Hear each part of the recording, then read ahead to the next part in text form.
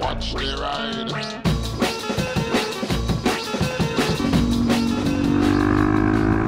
Oh, you wanna know what that noise means? Yeah, it's Derek. Derek's been turned into my daily for a little while because Divi, she was cooking my balls. Whoop.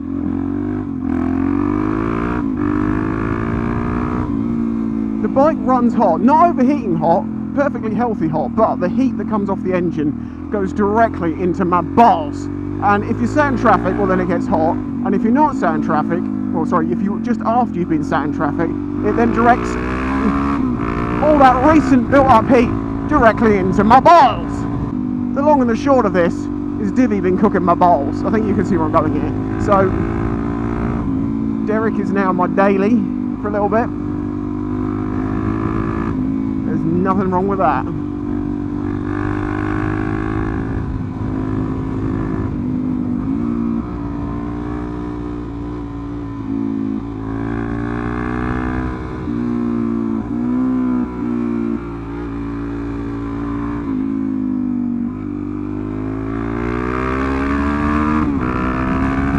God damn, I said goddamn. I have, for obvious reasons with the shit that's going on at the moment, had considerations of selling this bike. I don't want to do it.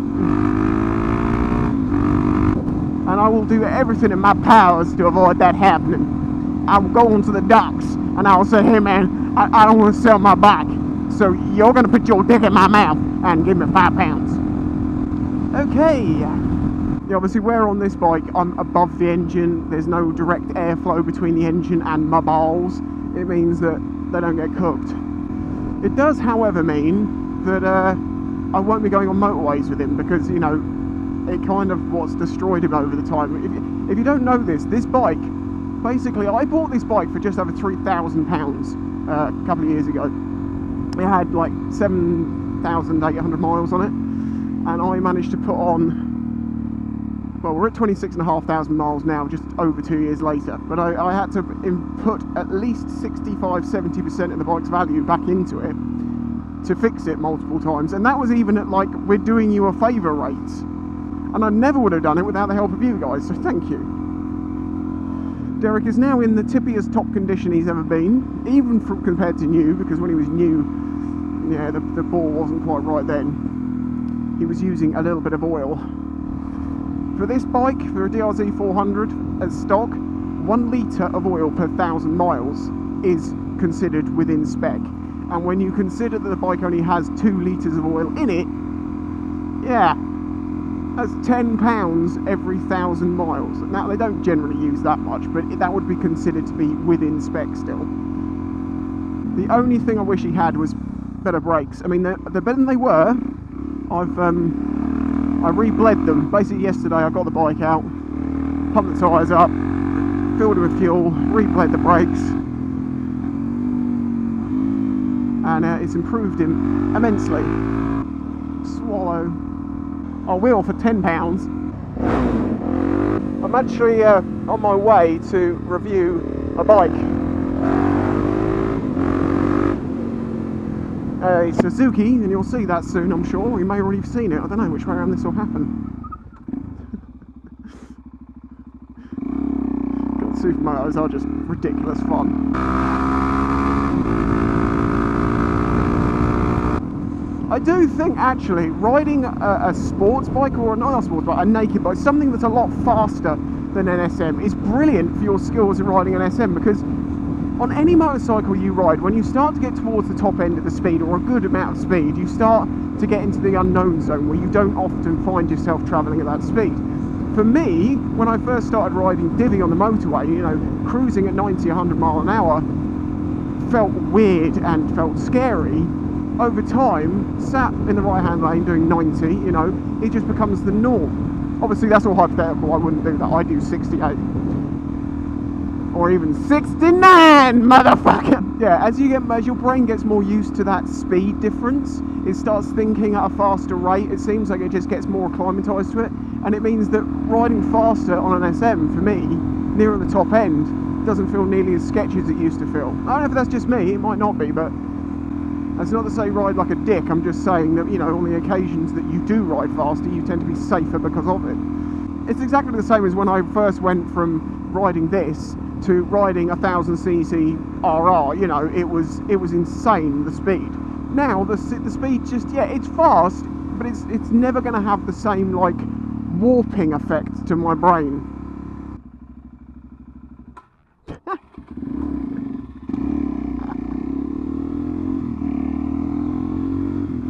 You have to like the video because I left that in. Do you remember what I was saying about how this bike's very easy to stall? Yeah, I was just trying to pull away like I was on Divi. It don't work on this bike. That's the thing, I remember in the old days when I used to leave something like that in and people would start taking the piss, like, I don't install the bike, you dick, can't ride for shit. And it's like, yeah, I chose to leave it in, you fucking penis.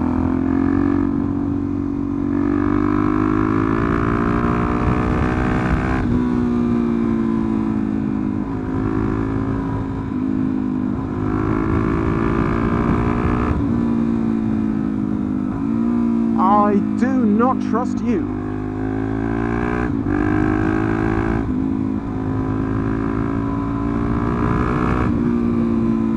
Today's the day that the heat wave was supposed to break. It was supposed to thunder and lightning and rain and all of that shit. It didn't. It rained for like 20 seconds this morning, and that was it. A couple of rumbles of thunder, and it's still hot as shit, although now it's humid as well as being hot as shit. You know, I was looking back at some old videos the other day, and Jesus, I was batshit crazy in the old days. Some of the stuff I used to do. And it doesn't mean I've changed as a person, it really doesn't. The reason I think, because I was questioning this, why did I change things so much? I didn't choose to change them, but it was because I realised I'd never be taken seriously by anything professional if I was always that fucking lunatic screaming at people and just doing random weird shit. And I know, I think my channel would have been far more popular and successful had I done that. And I kind of say to myself, I wonder if that time that I went into the more sensible me, fucking gloves, if I instead of doing that, what am I trying to say? If I hadn't done that, you fucking glove, and it stayed as I stayed as being crazy, what would have happened? I don't know. A good one. Yeah, my skills are intact. I meant to say this in a previous video when I was talking about the next fest and where it might be.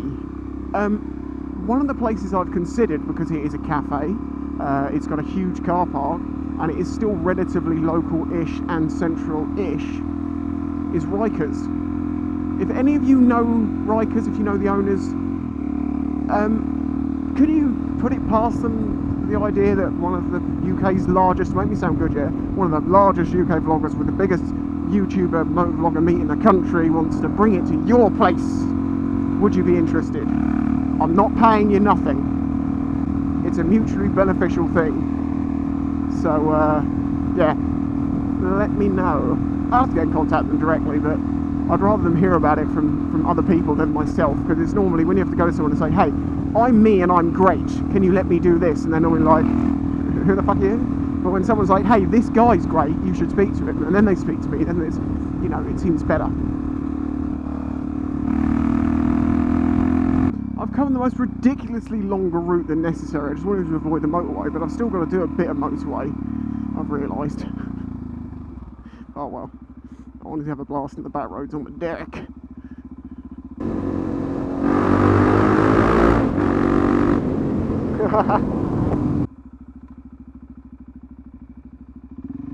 Oh shit.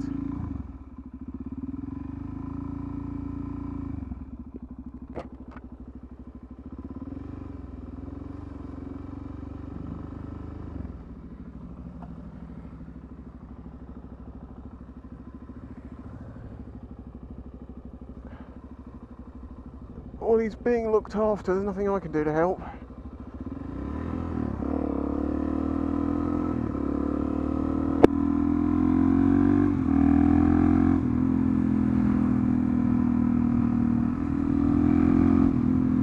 Not good to see.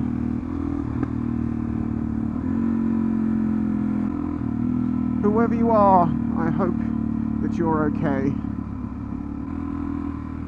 Kind of sobering, isn't it? Bikes are all about fun, but you do have to be sensible at the same time, and that's exactly why.